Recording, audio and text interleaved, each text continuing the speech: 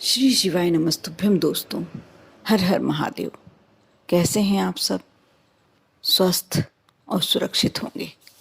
दोस्तों, कार्तिक माह समापन की ओर है। कार्तिक का पवित्र महीना, पूरे माह कुछ न कुछ त्यौहार, हर दिन प्रतिदिन त्यौहार, और हर त्यौहार बहुत ही महत्वपूर्ण। उसी श्रृंखला में कार्तिक पूर्णिमा, जो कार्तिक माह का सबसे अंतिम दिन, यह दिन बहुत ही पवित्र और शुभ होता है। हम पूजन करते हैं। जो कार्तिक माह पूरे माह पूजन नहीं कर पाया, वह यदि कार्तिक पूर्णिमा के दिन भी विधि विधान से पूजन करके दीपदान करता है, नदी जलाशय में स्नान करता है, उसे पूरा पूरा कार्तिक माह का फल मिल जाता है, पुण्य फल मिल जाता है। दोस्तों, कार्तिक महीने में शायद ही ऐसा कोई दिन जाता है जब कोई 30 त्यौहार न पड़ते हैं। इसी क्रम में 19 नवंबर को कार्तिक पूर्णिमा का उत्सव मनाया जाएगा। हिंदू धर्म में इस दिन का विशेष महत्व होता है और इसको महापुनीत पर्व बताया गया है। कार्तिक पूर्णिमा को त्रिपुरी पूर्णिमा भी कहा जाता है। मान्यता है इस दिन ही भगवान भोलेनाथ ने त्रिपुरासुर नामक राक्षस का अंत किया था, जिसकी वजह से उनका नाम भी त्रिपुरारी पड़ा था। कार्तिक पूर्णिमा का उत्सव 5 दिन तक चलता है, जो देवउठनी एकादशी से शुरू होकर पूर्णिमा के दिन समाप्त होता है। इन दिनों का फायदा उठाने के लिए शास्त्रों में कुछ उपाय बताए गए हैं, जिनको करने से धन, सेहत और सम्मान में वृद्धि होती है। छोटे छोटे उपाय करके हम अपने पूरे माह, कार्तिक माह का पूरा की पूरा पुण्य अपने खाते में लिखवा सकते हैं, डाल सकते हैं। आप भी ये छोटे छोटे उपायों को अवश्य करें। यदि आप पूरी माह स्नान नहीं कर पाए हैं, कार्तिक स्नान नहीं कर पाए हैं, तो आप इन दिनों में अपना पूरा पुण्य अपने खाते में लिखा सकते हैं। दोस्तों, आपको कार्तिक पूर्णिमा के दिन, आप जितने दिन शेष बचे हैं, 5 दिन का कहते हैं, लेकिन फिर भी अपने पास जितने दिन पूर्णिमा तक के कार्तिक माह के दिन शेष बचे हैं, हमें उन दिनों में तुलसी माँ को रोज स्नान के बाद जल अवश्य देना चाहिए। तुलसी के पास रखी मिट्टी से तिलक लगाना चाहिए। अगर संभव हो तो इसको आदत ही बना लें, क्योंकि ऐसा करने से हमारे घर में लक्ष्मी भरपूर हो जाती है, साथ ही सुख समृद्धि आती है, रोगों से मुक्ति मिलती है।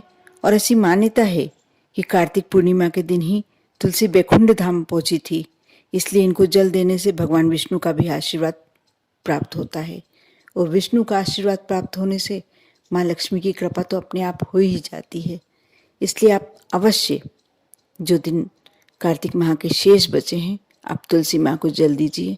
और सिर्फ कार्तिक माह ही क्यों, आप 365 दिन तुलसा जी में जल समर्पित करना ना भूलिए।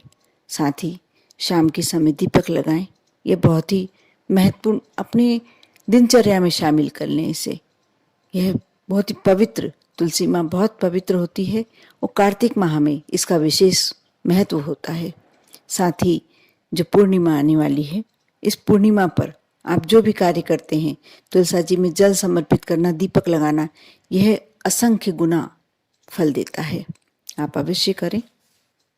साथ ही दोस्तों, प्रबोधनी एकादशी से लेकर कार्तिक पूर्णिमा तक हर रोज हमें विष्णु सहस्त्र नाम और लक्ष्मी स्तोत्र का पाठ अवश्य करना चाहिए। सायंकाल के समय दीपदान करना चाहिए। ऐसा करने से आर्थिक मामलों में चल रही परेशानी दूर होती है और मान सम्मान भी पूरा पूरा मिलता है। अगर आप नहीं पढ़ पाते हैं विष्णु सहस्त्र नाम और लक्ष्मी स्तोत्र का पाठ, आप समय अभाव के कारण या कुछ कारण से नियमित नहीं पढ़ पाते हैं, नहीं कर पाते हैं, तो आप इसे मोबाइल पे लगा लें और ध्यान से सुने। कार्य करते हुए भी ये कार्य किया जा सकता है। इससे भी आपको लक्ष्मी देवी सहित नारायण की कृपा प्राप्त होती है। दोस्तों, यदि आपने पूरे कार्तिक माह कार्तिक स्नान नहीं किया है, सूर्य नारायण को जल नहीं चढ़ाते हैं आप, तो इन 5 दिनों में अवश्य सूर्य नारायण को जल समर्पित करें। क्योंकि हम जितने भी दिन हम भगवान में श्रद्धा रख के कार्य करते हैं, भगवान का पूजन करते हैं, सूर्य नारायण तो खुद साक्षात देवता हैं। यदि हम करते हैं तो हमें इसका अवश्य कहीं ना कहीं फल प्राप्त होता है। आप उगते सूर्य को जल में सिंदूर मिला लें और जल समर्पित करें, सूर्य नारायण को जल चढ़ाएं। सूर्य को यदि आप रोज जल समर्पित करते हैं, चढ़ाते हैं, तो आपको सौभाग्य की प्राप्ति होती है, बुद्धि के साथ साथ मान सम्मान की वृद्धि होती है और धन की प्राप्ति होती है। साथ ही कुंडली में सूर्य की स्थिति मजबूत होती है। सूर्य आत्मा, पिता, सरकारी नौकरी, उच्च पद आदि का कारक ग्रह होता है। सूर्य के शुभ प्रभाव से इनके साथ साथ जीवन में अपार सफलता मिलने लगती है। आप अवश्य सूर्य नारायण को जल समर्पित करें, थोड़ा सा सिंदूर मिला लें। इससे हम जल समर्पित करने के साथ साथ जो सिंदूर मिलाते हैं जल में, उससे हमारा जो खराब ग्रह होता है, परेशान करने वाले ग्रह होते हैं, वे शांत होते हैं। साथ ही सूर्य नारायण प्रसन्न होते हैं।